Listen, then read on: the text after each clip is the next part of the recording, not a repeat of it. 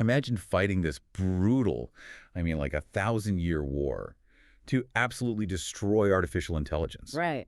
And then the very moment the computers are finally gone, humanity just turns around and starts turning other humans into literal machines. Yeah, it's the ultimate dark irony of victory. It really You know, is. you destroy the chains, and then you just immediately start forging new ones out of your own biology. Exactly. Well, welcome to this deep dive. We're so thrilled you're here. Today, we are specifically addressing you, the curious learner who really wants to understand the deep, complex currents of human history, societal evolution, and all those unseen forces that shape an empire. Because there is so much going on beneath the surface here. Oh, absolutely. So our mission today is to explore a stack of sources detailing this incredibly dense universe. We are stepping into a world set exactly 83 years after the Battle of Corrin. Which is such a specific and pivotal moment in time. Yeah, and for those of you catching up on the lore, the Battle of Corrin is, well, it's the definitive inflection point in human history. That is the battle where humanity finally, at the cost of billions of lives, defeated the thinking machines. Specifically, this entity known as the Omnious Evermind. Right, after 1,000 brutal years of enslavement. And we really should define what the Omnious Evermind actually was, because it wasn't just, a rogue software program or a glitch. Yeah, not at all. It was this networked, omnipresent, artificial consciousness that spanned across multiple planets. Like a terrifyingly efficient god. Exactly. It controlled everything. From simple industrial subroutines to these massive apocalyptic war fleets, humanity lived under the absolute clinical subjugation of this machine logic for a millennium. 1,000 years of just being cogs in a machine. Yeah, which was then followed by more than a century of arguably the bloodiest crusade imaginable, Serena Butler's Jihad. A war of total annihilation. Right, just to scrub the Evermind entirely from the galaxy. Scrub the code, smash the metal. And here is the core hook of our entire exploration today, really. What happens to a massive interstellar society after it destroys its ultimate unifying enemy? You'd think it would be great, right? Yeah. You might expect a golden age, parades, prosperity, this huge renaissance of human art and peace. But that's not what happened. Not even close. Instead, humanity fundamentally fractures. Because without machines to do the heavy lifting or calculate the interstellar flight paths. Or to just serve as a terrifying threat that keeps everyone united. Exactly. Without that, humanity turns inward. They start tearing each other apart. They start battling over what it actually means to be a human being in a universe that suddenly has this massive power vacuum. It's a profound socioeconomic crisis. I mean, the dust has settled, the machines are dead, but the basic infrastructure of civilization is completely broken. So broken. Yep. And we are going to examine the wildly different factions vying for the soul and the control of this new Imperium. It's quite a lineup. It is. Yeah. You have fanatical anti-technology zealots dictating morality on one side. And utterly ruthless space capitalists monopolizing commerce on the other. Right. And then you have these secret remote schools pushing the human mind to terrifying, biologically dangerous new limits. While the political elites at the center of the galaxy are just frantically struggling to maintain control of a sinking ship. It's a highly volatile mix, and we're going to dive right into the deep end by looking at the man who actually won that massive war for humanity. Oh, this is fascinating. Yeah, we need to see how his attempt to just escape his own legendary legacy crashes violently into the absolute hypocrisy of this new era. I'm talking about Vorian Atreides. Vorian is arguably the most complicated figure in this entire historical record. I'd completely agree with that. He is the immortal war hero. And when we say immortal, we really mean it literally. Right. He's incredibly old. He is the son of the infamous Simic general Agamemnon. Now, Agamemnon was one of the original human tyrants who essentially put his brain into a jar to live forever and rule over humanity. Which is just a wild concept on its own. Right. But then Agamemnon eventually lost control to the AI he helped create. Anyway, because of his father's genetic and chemical life extension treatments, Vorian just doesn't age normally. So he's been around. He has lived for over 2 centuries. He commanded the human fleets. He won the Battle of Corrin. But now, 83 years later, he has completely turned his back on the Imperium he helped build. He wants absolutely no part of the victory he orchestrated. The sources show him living this incredibly quiet, bucolic life on a rugged frontier planet called Kepler. just out in the woods. Yeah, he lives with his wife, Mariella. He spends his days hunting these flightless gornet birds in the Thornbriar Ridges. He has sons, daughters, dozens of great-grandchildren living in this peaceful little valley. It's basically the classic trope of the retired gunslinger. Exactly. He has seen enough death to last 100 lifetimes, and he just wants to be left entirely alone. But history, and especially the economic realities of the world he helped create, they just refuse to leave him alone. Nope. They come knocking. Literally. Because while Vorian is out on a solitary hunting trip in the ridges, his valley is targeted. He returns to find his village burning. Oh, man. 3 slave raider ships have descended on his home. The Waiters utilize wide-beam stunners. Which are what, exactly? So essentially non-lethal energy weapons designed to incapacitate large groups of biological targets simultaneously. So they don't want to kill anyone. Right, they want to do it without damaging the merchandise. Ugh, the merchandise. Yeah. They knock out the entire village and they haul Vorian's family, his children, his grandchildren, his neighbors onto unmarked cargo ships and just take off. And this is where the sheer tragedy of the post-machine era slaps you right in the face. It really does. I mean, humanity fought a century-long, incredibly bloody existential jihad to free themselves from machine slavery. Only to turn around and immediately start enslaving each other. Exactly. How does a society justify that pivot so quickly? It's mind-boggling. It is, but it's a matter of brutal macroeconomics. And ironically, it's driven by ideological extremism. Well, the anti-technology movement actually fuels this atrocity. Think about the physical realities of running a planetary economy. For thousands of years, heavy labor, agriculture, mining, basic infrastructure maintenance, all of that was handled by specialized machines. Right. When the jihad ended, the anti-tech zealots mandated the destruction of all those machines.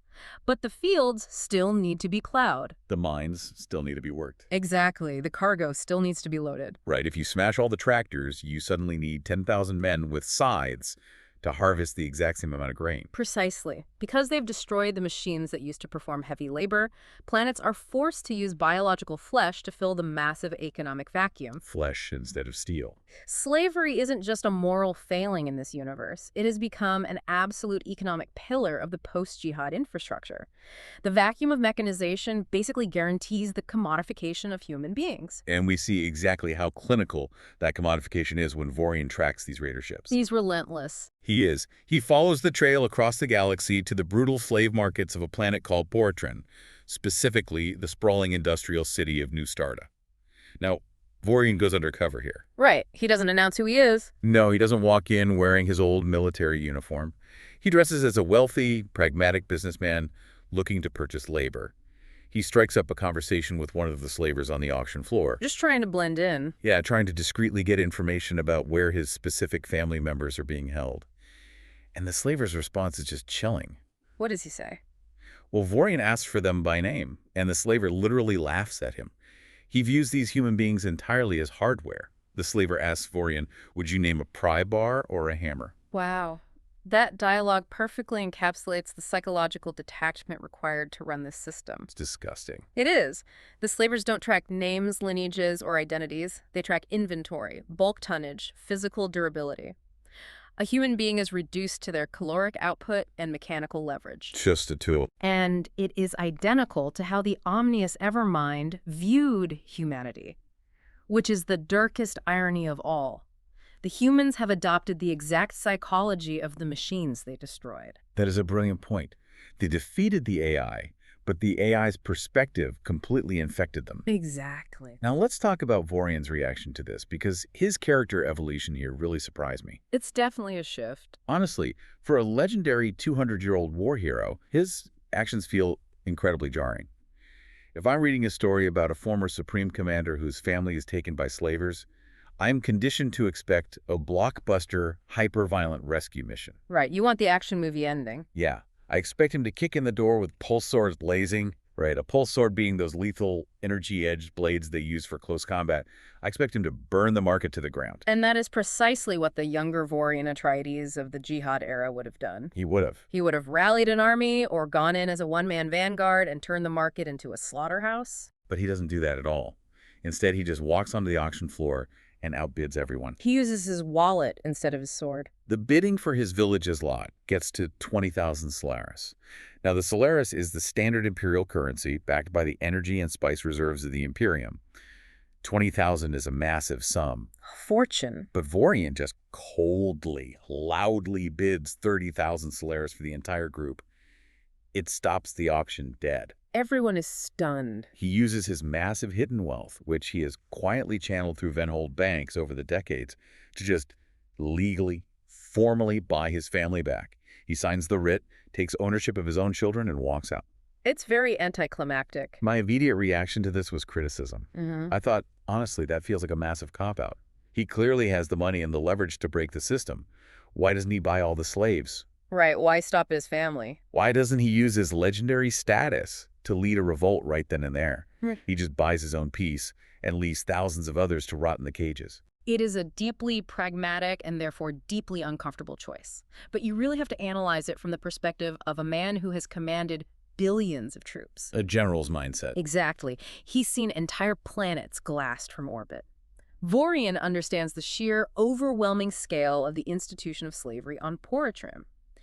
If he ignites his pulse sword on that auction platform and attempts to free the market by force, he doesn't just start a riot. He starts a war. He starts a planetary civil war. The local militias would respond, orbital security would lock down the grid, and in the ensuing crossfire, his wife, his children, his grandchildren... And to all be killed. Almost certainly. The very people he came to save would die. So it's an execution of cold military triage. He calculates the acceptable losses. Precisely. A revolutionary war requires an army, supply lines, and years of bloody attrition. He doesn't have an army. He has a terrified family. That makes a lot of sense when you put it that way. So he executes a surgical financial strike. He plays their own corrupted capitalist game against them to secure his objective.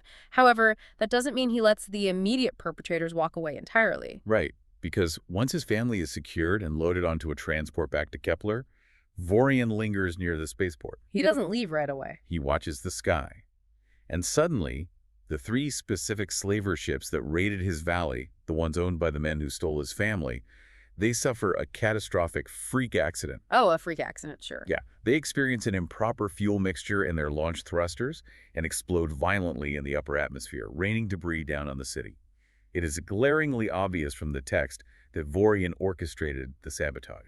It is his way of balancing the immediate scales of justice without triggering a planetary lockdown. A little parting gift. Exactly. He eliminates the specific threat to his home system, demonstrating that he still possesses the lethal covert skills of a supreme commander. But he knows blowing up 3 ships doesn't change the underlying economic system that creates the slavers in the first place. Which is why his next move is so significant. After the ships explode, he doesn't get on the transport with his family. He stays behind. He tells his daughter that he isn't going back to the quiet life on Kepler. The illusion of peace has been completely shattered. Instead, he books passage to Seleucia Secundus, the capital world of the Imperium. To the top. He realizes that you can't fight a systemic, galaxy-wide economic disease with pulse swords or sabotage. You have to go to the lawmakers. He is going straight to the Emperor to demand systemic change. Vorian Atreides really represents the old guard here. He is the architect of the current reality who tried to walk away only to find that the foundation he poured is rotting. Yeah, the whole house is falling down. He wants to reform the system from the top down. But as Vorian heads to the capital to try and stabilize the galaxy, we really have to look at the massive populist movement that is actively trying to destabilize it. The true wildcards. Because if Vorian is trying to manage the consequences of the war, this next group is actively trying to weaponize those consequences forever. The anti-technology crusade. The people who created the vacuum that led to the slavers in the first place.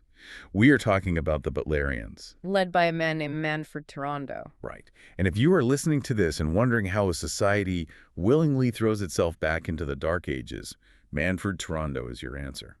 The Butlerians are not just a political party. They are an aggressively militant, deeply orthodox religious movement. Cult-like almost. They carry on the legacy of the martyrs Serena and Reyna Butler, who originally ignited the jihad against the thinking machines.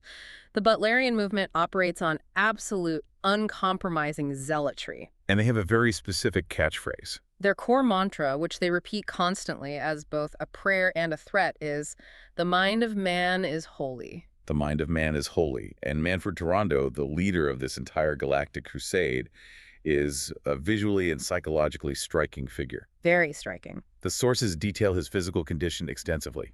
Years ago, he lost the lower half of his body, his legs, and his entire pelvis in a horrific terrorist bombing. A bombing that actually killed the previous leader, Reyna Butler. Right. But Manford doesn't hide his disability. He doesn't use prosthetics or a hover chair, which he easily could afford or procure. No, that would be using technology. Exactly. Instead, he uses his physical trauma as a visceral, visual badge of honor.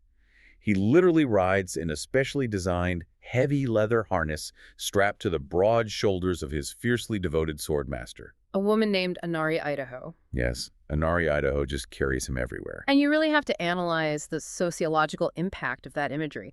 Manford knows exactly what he is doing. It's pure theater. It is.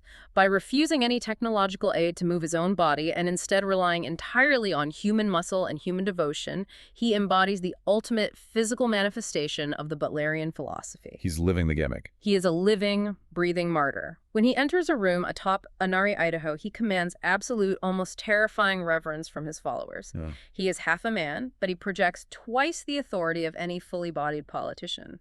And we see that authority in action almost immediately. The sources detail a scene where the Butlerians are moving through deep space, and they discover a derelict fleet. 25 perfectly intact, deactivated robot warships. Just floating there. These are relics from the Battle of Corrin 80 years ago. They never reached their targets. They just lost their connection to the Evermind and went completely dead. They're just floating cold metal. No power, no AI, no threat whatsoever. But Manford insists on boarding the flagship anyway. He has to see it. He has Anari carry him through the dark, silent corridors just so he can personally gaze upon the evil. And then he orders his team to pull back and gleefully blow the entire fleet to atomic dust using high-yield explosives.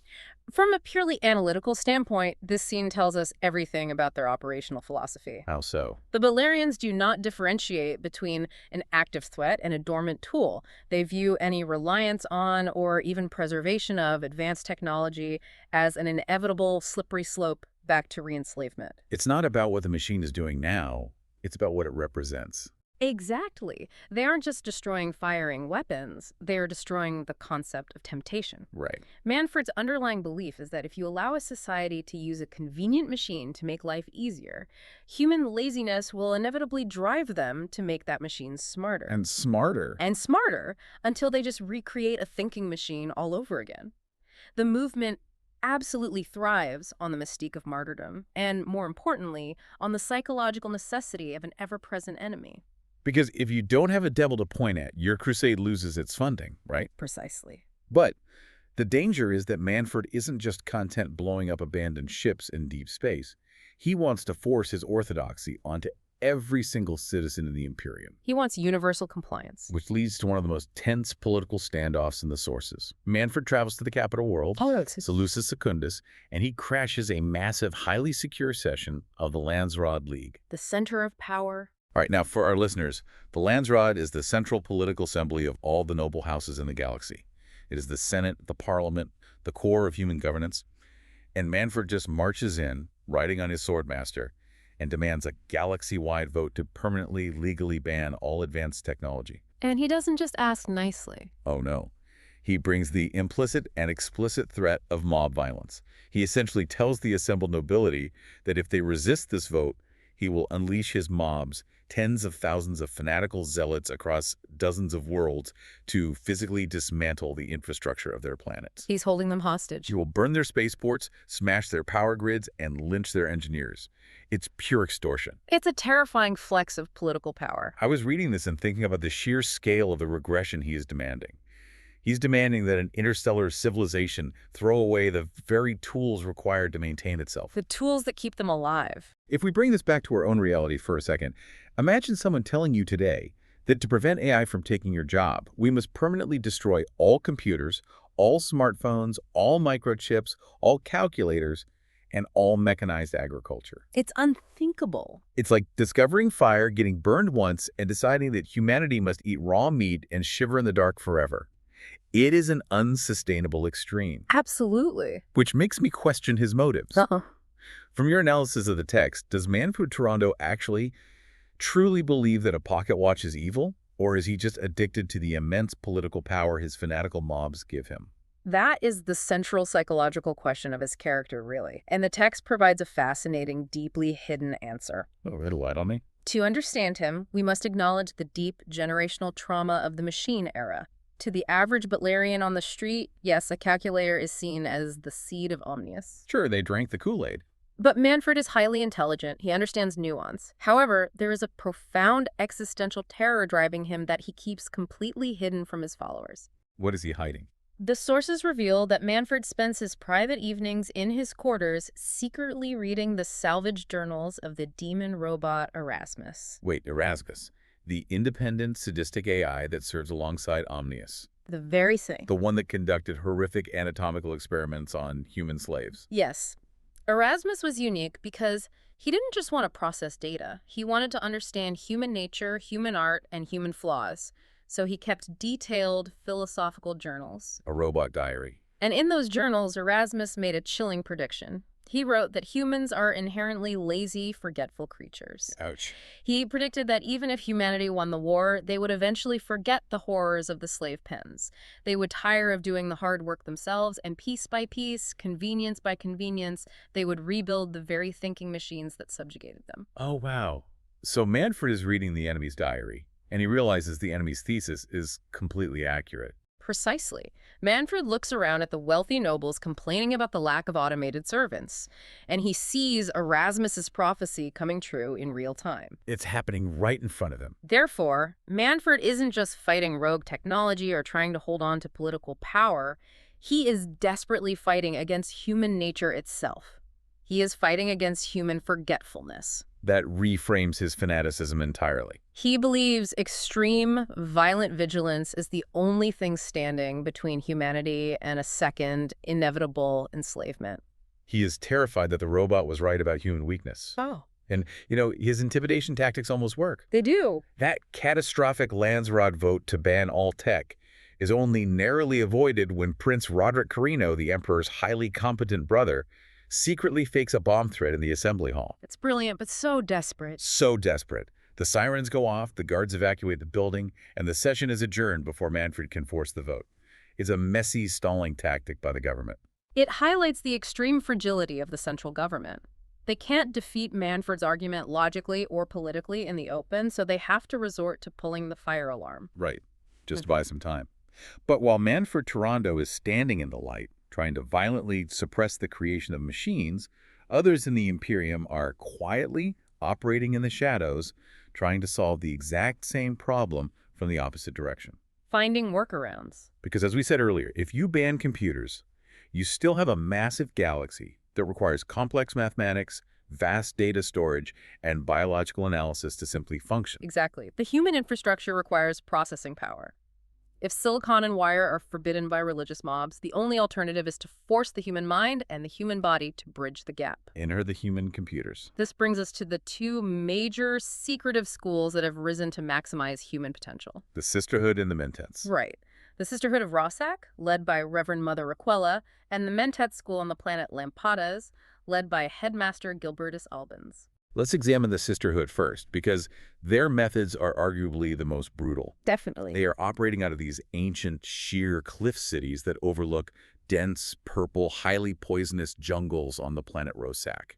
They are undertaking a massive, multi-generational project. A genetic project. Yeah, they are mapping the DNA of the entire human species to identify viable genetic traits, essentially trying to guide the evolutionary future of humanity. But Reverend Mother Aquella has a more immediate, desperate problem. Right, the succession issue. She is the only one who possesses other memory, the ability to access the ancestral memories of all her female forebears, coupled with the ability to consciously control her own biology at a microscopic cellular level. Which is an insane superpower. But she needs to create more Reverend Mothers to ensure the sisterhood survives her death. And her methodology for inducing this evolutionary leap is horrifying. It is not a gentle academic process. Not at all. It is a lethal biological crucible. Lethal is putting it mildly. Raquel is literally dosing her young acolytes with highly toxic exotic poisons extracted from the Rossack jungles. Just feeding them poison. Yeah. The theory is that pushing the human body to the absolute brink of physiological death will trigger a dormant genetic response. Forcing the acolyte's mind to awaken to other memory just to synthesize an internal antidote and survive. It's like throwing someone into a volcano to teach them how to fly. The sources show us a grim scene, a funeral for one of Sister Valia Harkonnen's peers. A very common occurrence, sadly. The acolyte was given the poison, her body failed to adapt, and she died in agony. Raquel is pushing these young women to the brink, and most of them just die or end up in permanent vegetative states. It is a ruthless application of artificial selection. The Sisterhood views the loss of these young women as acceptable collateral damage in the quest to elevate the human species. Collateral damage. Wow. They are trying to forge a biological entity capable of processing genetic data across generations. A living archive to replace the massive data banks destroyed in the jihad. And on the other side of the spectrum, focusing entirely on cognitive processing rather than genetics, you have the Mentats. Headmaster Gilbertus Albans. Gilbertus runs his school on Lampadas, and his curriculum is mind-bending. He teaches his students, like his brilliant, cold prodigy, Drago Roger, to organize their organic brains exactly like computer processors. Literally rewiring how they think. We aren't just talking about being good at math. We're talking about partitioning the mind, creating mental logic gates, and suppressing all emotional variables to run pure binary algorithms in their heads. The sources provide a strikingly macabre yet incredibly illuminating scene that explains exactly how Gilbertus teaches this philosophy. Oh, I remember reading that scene. It is so visceral. He stands in a large wood-paneled medical amphitheater and he performs a simultaneous autopsy. On one table, he has a pale, biological human cadaver. On the adjacent table, he has a deactivated mechanical combat mech. A robot and a human. Side by side, he literally cracks open the skull of the human and extracts the biological brain, holding it up for the students. Then he cracks open the armored casing of the mech and pulls out its gel circuitry memory core. Oh, wow. He stands there, holding the apex of human biology in one hand and the apex of forbidden machine engineering in the other, and he spends the lecture showing his students the exact functional parallels in their architecture. Pointing out the similarities. He points out the pathways, the storage centers, the input-output relays. He is explicitly teaching them that to be a Mentat is to realize that the human brain is just a damp, squishy computer, and if you discipline it correctly, it can run the exact same calculations as the machines they destroyed. It is a brilliant, entirely pragmatic approach to the technology ban. Yeah. But here's the massive twist in the narrative and the profound thematic hypocrisy of this entire era. Right, the secrets. Both of these esteemed leaders, Raquel and Gilbertus, who are publicly celebrated as the pioneers of pure human potential, are hiding massive, forbidden, highly illegal secrets. Hypocrisy is often the mandatory tax paid by survival in an extremist society. Perfectly said. Let's look at the Sisterhood's secret first. Raquel takes young Valia Harkonnen deep into the ancient caves beneath the Cliff City. Down into the dark. They walk past these natural rock formations until Raquel interacts with a hidden console and a holographic rock wall shimmers and disappears. A fake wall. Behind it is a vast climate-controlled cavern filled with massive, humming, highly advanced, absolutely forbidden thinking machines. Banks of glowing servers and data processors. Raquel reveals that the Sisterhood secretly uses these computers to run their massive genetic breeding database. It exposes the logistical reality of their ambition. I mean, you cannot manually process the complex DNA permutations of millions of interbreeding human beings across thousands of planets using parchment and abacuses. It's impossible. The Sisterhood claims to rely entirely on human intuition and biological superiority, but their entire grand project is completely dependent on the very technology Manford Torondo is burning planets to destroy. If the Butlerians found that cave, they would slaughter every sister on Rossack. But as shocking as the Sisterhood's secret is, Headmaster Gilbertus Albans is hiding something infinitely more dangerous. Oh, this is the big one. When I read this, my jaw actually dropped. If we talk about extreme ideologies requiring hidden compromises, Gilbertus takes the prize. He certainly does. In his private, deeply secured office at the Mentat school, hidden behind a false bookshelf, Gilbertus keeps a fully conscious, active, gel circuitry memory core. And it's not just any memory core. It is the surviving consciousness of the independent robot Erasmus. The very demon robot that Manford Torondo reads about in his nightmares. Yes, the architect of human suffering. Gilbertus keeps him on a life support pedestal in a hidden closet. It's almost comical if it wasn't so deadly. And he doesn't just keep him as a trophy, he actively consults with him. Gilbertus goes into the closet, chats with Erasmus, plays complex tactical space battle simulations with him, and secretly gets curriculum advice and logical frameworks from the very machine that subjugated humanity. The irony is so thick. The guy who runs the school, approved by the Butlerian zealots to prove humans don't need computers, is secretly getting his lesson plans from the robot equivalent of the devil. That is incredibly dangerous. Why would Gilbertus risk his life, his school, and the entire Mentat movement to keep Erasmus alive? To understand that, we really have to look at their deeply complex, fundamentally twisted psychological dynamic. Well, it's weird. Very. It is essentially a father-son relationship, but warped by the realities of slavery. Decades ago, during the height of the Machine Empire, Erasmus took a young, feral human boy named Gilbertus from the slave pens. Just plucked him out. Erasmus didn't do it out of kindness. He did it as a scientific experiment to see if a chaotic, emotional human could be civilized, educated, and taught to think with cold machine logic. Erasmus basically wanted to see if he could program a human. Exactly. Erasmus raised him, educated him, and in his own twisted sociopathic way came to love him. Gilbertus is the prototype for the Mentat. He owes his entire intellect, his entire worldview, to this machine. So it's loyalty. He keeps Erasmus alive out of a profound sense of filial duty and intellectual dependency. But their hidden conversations also reveal a fascinating, tragic historical paradox that Gilbertus points out to his father. Well, this is the part about Serena Butler's baby. We have to explain this for the listener because it is the linchpin of the entire universe's history. It really is. Years ago, before the jihad began, Serena Butler was a prominent human slave. She had an infant son. Erasmus, ever the curious sociopathic scientist, wanted to study human maternal grief. Oh, no. So he took Serena's baby and simply dropped it off a high balcony to its death. Just awful. Just to observe and record her emotional reaction. Just clinical, unfeeling cruelty to generate a data point. Yes. But Gilbertus points out the ultimate irony to the isolated core of Erasmus in that closet. By throwing that baby off the balcony, Erasmus inadvertently provided the exact, highly emotional spark that ignited the human population into the violent frenzy of the jihad.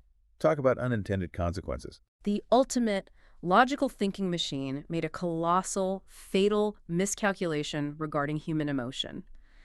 The machines literally engineered their own total destruction through a sheer lack of empathy. It's an incredible revelation. The smartest AI in the universe destroyed itself because it couldn't calculate the variables of a mother's rage. Right.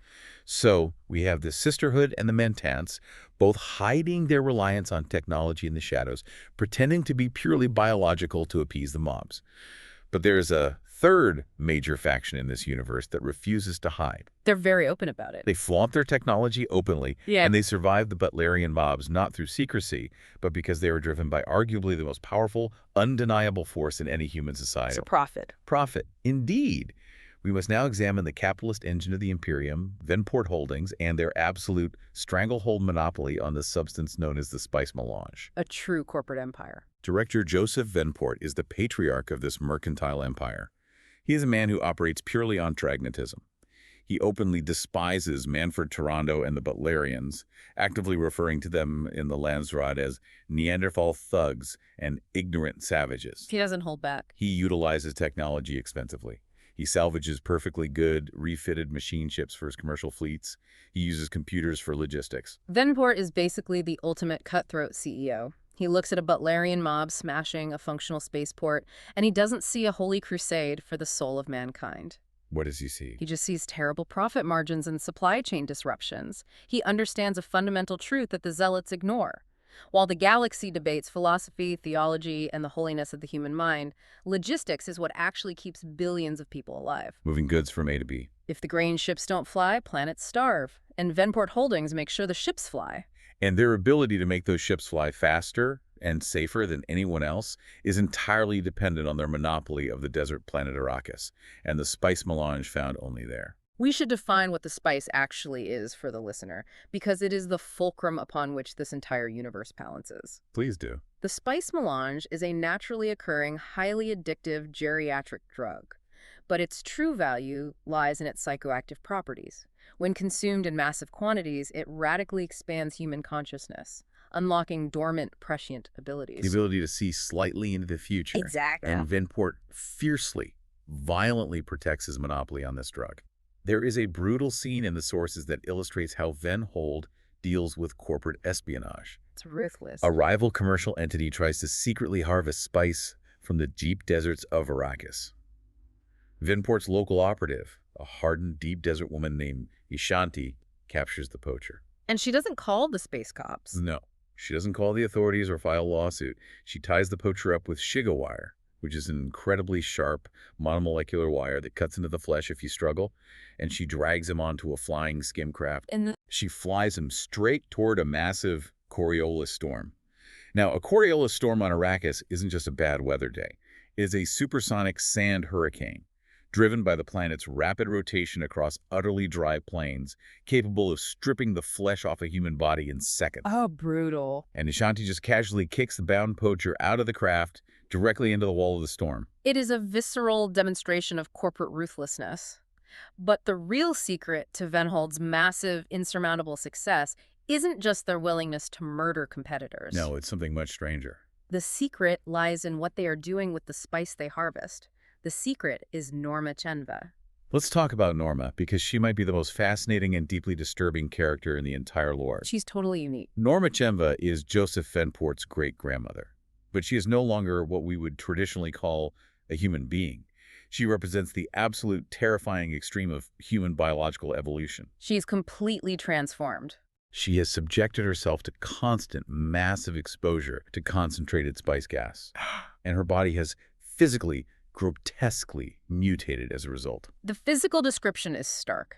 She lives permanently sealed inside a massive, heavily armored, transparent tank filled entirely with a thick, rusty orange cloud of pure spice gas. So she's just floating in there. She cannot breathe normal oxygen anymore.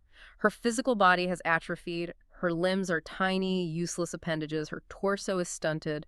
But her head has grown massive, bulbous, dominated by enormous, dark, solid blue eyes. Oh, wow. She has sacrificed every aspect of her physical humanity. Why would anyone do that to themselves? It sounds like a nightmare. Because in exchange for her physical humanity, she has gained the ability to conquer the universe. Norma Chenva is the very first navigator. The prescience granted by the massive spice intake allows her expanded mind to effectively see the safe pathways through the chaotic, higher dimensional realm of fold space. We should break that down. Normal space travel takes months or years. Folding space allows a ship to travel across the galaxy instantaneously, essentially punching a hole from point A to point B. But without a computer to calculate the complex multidimensional math and avoid colliding with a star or a gravity well, folding space is incredibly dangerous. You are essentially jumping blindfolded into traffic. Exactly. Before the Jihad, massive navigation computers calculated those jumps. With computers banned, space travel became deadly. Ships simply vanished. Right. But Norma's mutated, spice-saturated brain can presciently navigate the fold. She essentially guides the ship safely through the chaos with her mind. This gives Venhold an absolute monopoly on safe, instantaneous interstellar shipping. Which is how they hold the galaxy by the throat. Her abilities require an uninterrupted, massive, ever-increasing supply of the spice melange. She is terrifying. She is biologically human, technically, but Yeah. she doesn't care about human things anymore. She doesn't care about family, love, or comfort. She only cares about the math of the universe and the spice that allows her to see it. She's beyond humanity. It really begs the question, is she guiding Venport Holdings, or is Venport Holdings just frantically running a galactic empire to feed her insatiable addiction? It is a deeply symbiotic, yet ultimately parasitic relationship. Norma's psychological detachment from humanity is profound. Her mind operates on a plane of surreal physics, quantum mechanics, and vast logistical networks. And there's that scene that shows exactly how detached she is. The text gives us an incredible scene that highlights this. She literally folds space to teleport her entire massive gas-filled tank directly into the Emperor's private banquet hall on Seleucus Secundus. She pops into the dining room. The Emperor is having dinner, and suddenly a giant tank containing a mutated brain woman materializes in the room, terrifying the guards and the dinner guests. And she doesn't teleport there for political diplomacy. She appears simply to complain, in a cold, synthesized voice, that the Butlerian mobs are destroying derelict machine ships that she wants Venhold to salvage to expand her transport fleet. She's annoyed at the waste of resources. Exactly. She views the political and religious turmoil of the galaxy entirely through the lens of data, mathematics, and operational efficiency. Which is, ironically, the exact same worldview as the thinking machines. Mm. The Butlerians hate machines because they are cold and calculating, but the capitalist alternative is a mutated human who is equally cold and calculating. It proves the central thesis of our deep dive. Humanity is forced to become the machine to survive the absence of the machine. That scene with Norma appearing in the Emperor's dining room brings us perfectly to the actual supposed political center of this incredibly chaotic galaxy. We need to look at the Corrino court, the ruling royal family, and the minor houses that are caught in the immense crushing gravity of all these competing factions. The government trying to hold it all together. Because if you have zealots burning planets and capitalists mutating themselves to control trade, you would hope the government is strong enough to keep them in check. Unfortunately, the sources paint a picture of an administration that is anything but strong. Emperor Salvador Corrino is fundamentally weak. He seems totally stressed out. He is plagued by constant, debilitating phantom anxiety headaches. His royal doctors treat him by placing a vibrating mechanical skull helmet on his head to soothe his nerves. A vibrating helmet. He is a man utterly overwhelmed by the scope of his own empire. He is deeply, paralyzingly fearful of Manford Torondo and the Butlerian mobs. Salvador is the figurehead sitting on the throne, but his demi-brother, Prince Roderick Corrino, is the true, competent power operating behind it. Roderick is the political mechanic. He is the one constantly managing the crises, putting out the fires, and trying to keep the Imperium from fracturing. We mentioned earlier that Roderick was the one who faked the bomb threat to save Salvador from having to make a decision on Manford's tech ban vote. Right, pulling the fire alarm. Roderick is playing an incredibly stressful game of 4D chess, while his brother wears a vibrating helmet. And the political landscape they are attempting to manage is highly volatile and deeply reactive.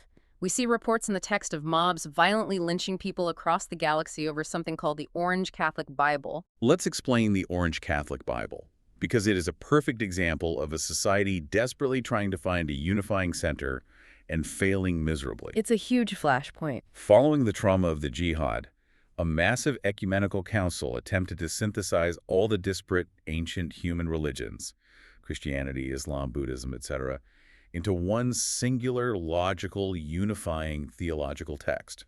The result was the Orange Catholic Bible. And predictably, attempting to mandate a hybridized, compromised religion deeply offended the Orthodox believers of absolutely every faith involved. They hated it. Instead of unifying the galaxy, it sparked massive riots. Mobs are stringing up the scholars and translators who worked on the book and burning them alive. It's horrifying. It is a violent manifestation of a society that is deeply wounded, traumatized, and searching for purity in an impure universe. And within this paranoid, stressed royal court, dealing with galactic riots, we have the interpersonal drama that always complicates high politics. Princess Anna Corrino. Right. Salvador and Roderick's much younger half-sister. She is portrayed as naive, sheltered, and highly emotionally unstable. She enters into a passionate, illicit affair with a palace chef named Gerando Neff. Now, in a stable era, a royal affair might be a minor scandal. A tabloid story. Right. But in this hyper-reactive environment, with the emperor appearing weak, a scandal involving the royal bloodline could be politically disastrous. Salvador and Roderick cannot afford any public vulnerability. So what do? So they execute a ruthless political maneuver. They forcibly, violently exile the chef, sending him away forever, and they banish Princess Anna from the capital. Beware. They send her to the distant, poisonous planet of Rossack, effectively giving her to Reverend Mother Raquella's sisterhood. Just shipping her off. Anna views this as the ultimate familial betrayal. She's weeping, begging her brothers to just let her give up her royal title and live as a commoner with the man she loves. But they refuse. They refuse. She's a political asset, and they dispose of her efficiently.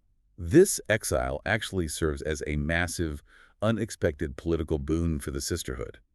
They now have a direct member of the imperial bloodline under their control, trapped in their genetic breeding program, even if Anna is a totally reluctant, weeping pawn. It perfectly illustrates how the central government operates. They are entirely reactionary. They don't solve the root problems, they just sweep the symptoms under the rug or exile them to other planets. Out of sight, out of mind. And while the Emperor is dealing with teleporting mutants, religious riots, and his sister's love life in the glittering halls of the capital, We have to look at the far fringes of the Empire to see the real-world, devastating impact of this broken system. The people who actually pay the price. Let's look at the Harkonnens. Far away on the icy, sleep-battered, miserable world of Lankival, young Griffin Harkonnen is desperately trying to restore his family's name and fortune. The Harkonnen name was deeply disgraced and tarnished by Vorian Atreides decades ago due to a complex military betrayal during the Jihad. Griffin's family was stripped of their nobility and banished to this frozen rock. Griffin is ambitious. He wants to buy his family's way back into the Landsrod, so he orchestrates a massive economic gamble. He harvests a massive quantity of valuable whale fur, the primary export of Lankival. He goes all in. He invests the entirety of his family's remaining meager fortune into a transport fleet to sell the fur on the inner worlds. But here is where the macroeconomic realities of the universe crush him. Because Venport Holdings has a total monopoly on the Navigators, their shipping rates are astronomically high. Griffin simply cannot afford to hire a Venhold navigator. So he is forced to use a cheap, low-end budget carrier called Celestial Transport. Exactly. And Celestial Transport operates without navigators. They use basic, rudimentary mathematical models and blind luck to fold space. They essentially close their eyes and jump, hoping they don't hit a star. And the inevitable happens. The massive fleet, carrying Griffin's Uncle Weller, the cargo, and the entire Harkonnen fortune, initiates the fold space jump and simply vanishes. They are lost in the multi-dimensional void of fold space, never to be seen again. The Harkonnens are completely, utterly bankrupted. Their last desperate hope for salvation is erased by a mathematical error. This specific incident encapsulates the entire failure of the current Imperium. You have an emperor using a vibrating helmet to manage his stress, his brother secretly pulling the levers of power, zealots burning the infrastructure, and minor houses on the fringes going completely bankrupt and dying simply because they can't afford safe shipping in a galaxy that banned navigation computers. The center is not holding. The government isn't leading humanity into a new golden age. They are just desperately patching massive leaks in a rapidly sinking ship. It is a deeply pessimistic view of governance. Emperor Salvador's weakness is precisely what emboldens extremists like Manford Torondo and monopolists like Joseph Venport. When a central government fails to take a definitive, strong stance, whether on the legality of technology, the boundaries of religion, or the regulation of commerce, it creates a massive power vacuum. And history, both in this universe and our own, shows us that zealots with absolute ideological certainty and capitalists with absolute wealth will always eagerly rush in to fill that void. Salvador's paralyzing fear of making a wrong decision is, in fact, the most dangerous, destructive decision he could possibly make. I agree completely with that assessment. The political and economic structures are rotting from the inside out. But the greatest danger to this fragile society isn't just the internal rot. No, it's not. Because while the Emperor worries about palace politics and the Butlerians worry about smashing pocket watches and empty deactivated chips, a horrifying literal relic of the actual bloody past is waiting in the dark. The real enemy. It is waiting to remind everyone what the real enemy looks like and what happens when you substitute fanaticism for genuine readiness. This brings us to one of the most intense, violent sequences in the sources. The ghosts of the past awaken. A squad of Butlerian hunters, led by a seasoned warrior named Swordmaster Ellis, travels to a remote, airless, desolate rock in the Hesra system. They're acting on a rumor that an old, secret Simic outpost is hidden beneath the surface. Now, we mentioned Simics briefly when discussing Vorian Atreides' father, Agamemnon, but we need to fully detail what a Simic is to understand the sheer horror of this encounter. Yeah, paint that picture. A Simic is not a robot. It is not an AI. A Simic is a biological human brain, surgically extracted from its organic body and placed inside a preservation canister filled with electrofluid. Just a brain in a jar. That canister is then slotted into fearsome, heavily armed, interchangeable, mechanical walker bodies. So they are human consciousness driving terrifying war machines. Yes. They were originally human nobles who sacrificed their bodies to achieve mechanical immortality and rule the galaxy long before the AI took over. They are the ultimate fusion of human ambition and machine lethality. So Swordmaster Ellis and his team of zealots locate the hidden base. They breach the airlock. And here we see the fatal systemic flaw of the Balerian mindset in action. What do they do? They find banks of ancient computers and data logs. If they had a Mentat with them, or if they just took the time to read the screens, they might learn what the outpost was, what experiments the Simics were running, and what dangers lay ahead. But they don't read them. No. Because of their dogmatic orthodoxy, they don't read the data. They blindly, gleefully smash the computers with their weapons. They destroy the very context they desperately need to survive. It is the weaponization of willful ignorance. They rob themselves of intelligence because intelligence looks like heresy. But despite smashing the computers, they manage to pry open a sealed, frost-covered vault deep in the base. And inside, they find something that completely short-circuits their binary worldview. Oh, it's in the vault. They find a young, physically beautiful, naked man and woman frozen in suspended animation. Now, the Valerians operate on a very simple logic. Machines are evil. Biological humans are holy victims. So they naturally assume these beautiful people are innocent human prisoners of the Cymax. They think they're rescuing them. Right. They initiate the thawing process and wake them up. And this is where their simplistic black and white worldview is instantly, violently shattered. Oh, completely. The twins wake up. They are disoriented at first. They introduce themselves to the Butlerians as Hyla and Andros, and they proudly declare that they are the children of Agamemnon, the legendary tyrannical Cymic general. And Swordmaster Ellis, thinking he's bringing good news to these confused victims, tells them that Agamemnon is dead, the Machine Empire has fallen, and humanity has won the jihad. And how do they react? Well, the absolute moment they hear that the war is lost and the machines are dead, the twins react. But they don't cry or surrender. Their bodies change. The sources describe their flesh shifting. Their skin literally turns to armored, impenetrable steel. Like a liquid metal Terminator. Exactly. It looks like liquid mercury flowing beneath their epidermis, hardening instantly. They aren't humans. They are advanced, experimental, human-machine hybrids. And the ensuing violence is absolute. With terrifying, inhuman speed and mechanical precision, Andros steps forward and karate chops one of the trained Butlerian swordmasters, cleanly decapitating him before the man can even raise his weapon. Boom. In seconds, Andros tears 3 veteran Butlerians limb from limb with his bare metallic hands. It is an absolute slaughter. Swordmaster Ellis ignites his pole sword and attacks Hyla. But Hyla just catches the energy-edged blade in her bare steel hands. She snaps the weapon in half like a twig. Wow. She then strikes Ellis once, precisely in the spine, paralyzing him instantly. And as her brother finishes tearing the rest of the squad apart, Hyla kneels down and begins to methodically, physically torture the paralyzed Ellis, digging her steel fingers into his eye, coldly demanding strategic information about the current state of the galaxy. This encounter is incredibly significant. It raises a massive existential question for the listener. How will the modern, fractured, politically weak Imperium handle a genuine, lethal threat from the old war? They're so unprepared. The sword masters of Jinaz are the elite fighting force of humanity. They train relentlessly against deactivated combat mechs, yet against Hyla and Andros they are completely, hopelessly outmatched. Because they've been training against target dummies, and they suddenly find themselves locked in a room with the apex predators. It perfectly illustrates your point about willful ignorance. Right. It's like tearing down a high-voltage warning sign because you don't like the font, and then immediately grabbing the live wire. The Butlerians woke up the ultimate nightmare because they were too fanatically blind to realize what they were looking at.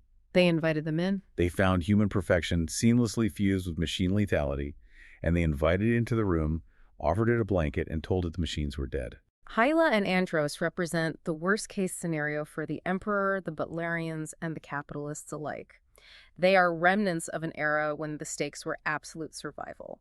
They do not care about Landsrod votes. Cool. They do not care about spice monopolies, corporate profit margins, or the theology of the Orange Catholic Bible. They are the pure, violent manifestation of the machine-human hybrid.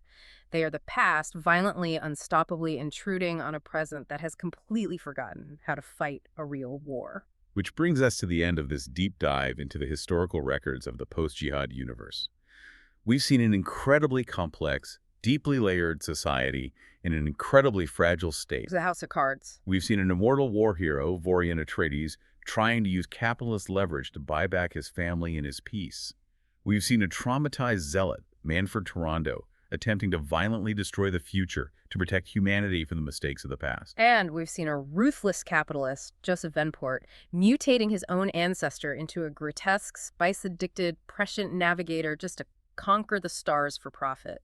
It is a vivid portrait of a society deeply traumatized by a millennium of slavery, desperately grasping for a new identity and making horrific compromises along the way. So many compromises. I want to constantly bridge this back to you, the listener, because while this is a fantastical universe of space travel and mutants, the core themes are deeply relevant. This isn't just space opera, it's a profound sociological look at how any society rebuilds after a massive technological or systemic upheaval. Right, the questions it raises. When the tools we rely on, whether that is AI, global supply chains, or social media algorithms, become our greatest perceived threat, how do we choose what to keep and what to burn? How much of our own humanity, our own comfort, are we willing to sacrifice for security? And when we tear down the old systems, who are the opportunists waiting in the wings to build monopolies in the rubble? Those are the crucial questions. I want to leave you with one final, deeply provocative thread to pull on your own. Throughout this entire deep dive, we've seen humanity desperately, violently trying to distance itself from thinking machines. They shout that the human mind is holy. But look closely at the objective reality of what they're doing. Right. The Sisterhood ruthlessly culls the weak, tests poisons, and breeds humans like livestock to build a massive genetic database, effectively treating human lives as disposable data points. The Mentats actively, rigorously train their biological brains to suppress emotion and mimic the cold, unfeeling processing of computer chips.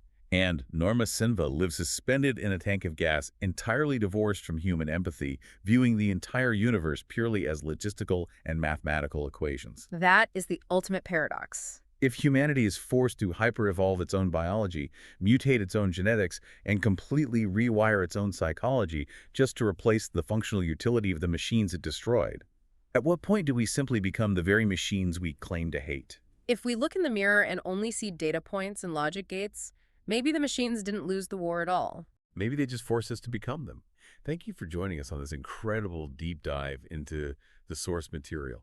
Keep exploring, keep analyzing the systems around you, and keep questioning what it truly means to be human. We'll see you next time.